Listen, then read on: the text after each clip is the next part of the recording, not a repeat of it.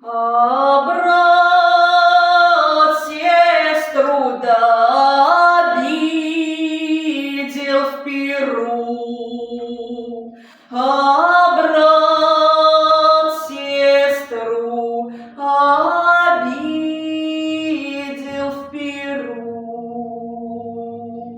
Пришла в дом сестра, поклонилась,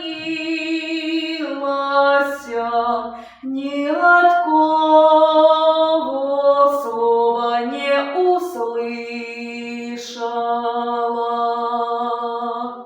Снимай, жена, хлеб, соль со стола, ты иди, сестра, да долой со двора. Ушла сестра,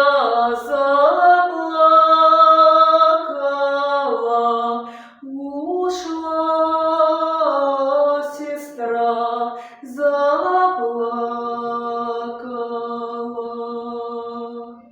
Не дошла сестра до конца села, кричит братец: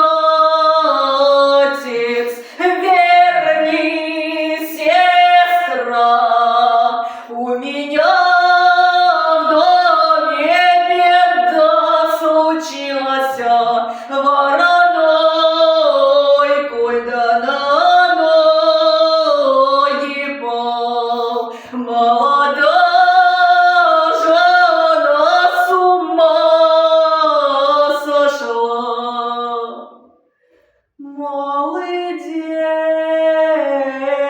детушки все на